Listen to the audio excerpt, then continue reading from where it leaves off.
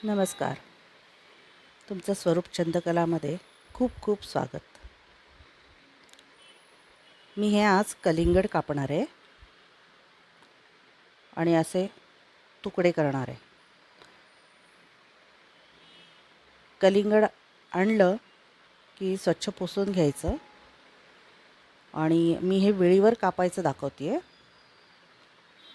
विळीवर आपण ह्याला मार्किंग करून घ्यायचं, साधारणतः गोलाकार, आणि नंतर जरासं दाबायचं आणि तिरकस त्याला पेचल्यासारखं करायचं. व्यवस्थित छान गोलाकार दोन्ही भाग कापून होतात.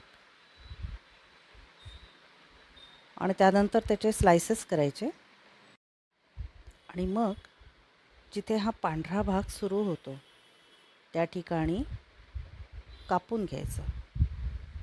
आता तुम्ही व्हिडिओमध्ये जसं बघताय तसं ते कापून घ्यायचं आणि त्याचे छोटे छोटे तुकडे करायचे.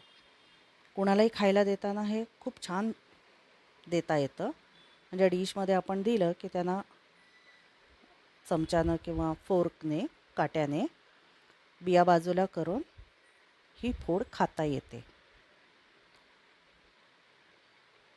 असे छोटे छोटे तुकडे केल्यामुळे एका वेळेलाच संपूर्ण कलिंगड कापून होतं. हे आपण फ्रीजमध्ये पण ठेवू शकतो जर कोणाला थंडगार खायचं असेल तर.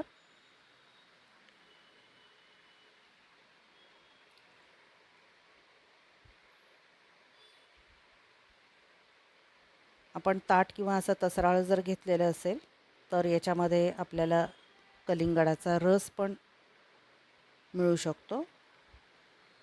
आता हे जे आपण याच्या साली आहेत तर हा जो पांढरा भाग आहे याचं सुद्धा पदार्थ बनवतात. पण मी आत्ता ते बनवत नाही आहे. मी याचे छोटे छोटे तुकडे करणार आहे आणि कशासाठी करते ते पण दाखवते. त्याचे आपण वेगवेगळे पदार्थ करू शकतो.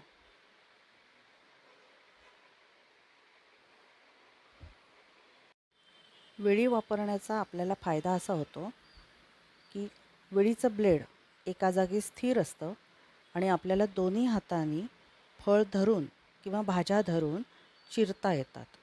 आपल्याला बारीक किंवा थोडंसं मोठं किंवा त्याचा शेप पण वेगवेगळ्या पद्धतीने आपण चिरू शकतो. खूप जोरजोरात केलं तर विळी आपल्याला लागू शकते, इजा होऊ शकते. विळीला धार छान असेल तर भाज्या खूप छान पद्धतीनं कापून होतात.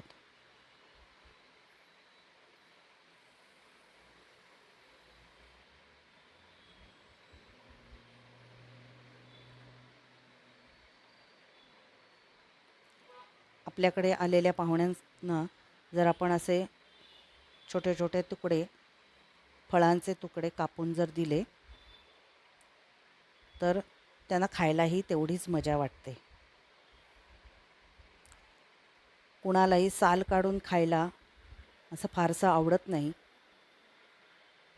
आणि या सालींच्या तुकड्यांचा उपयोग मी झाडाखाली केलेला आहे, मल्चिंग सारखा.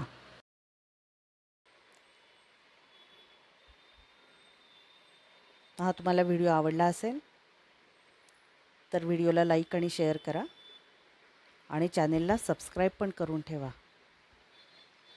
घंटी पण क्लिक करून ठेवा जेणेकरून व्हिडिओ अपलोड केला की सर्वात प्रथम तुम्हाला नोटिफिकेशन मिळू शकेल. पुन्हा भेटू पुढच्या व्हिडिओमध्ये.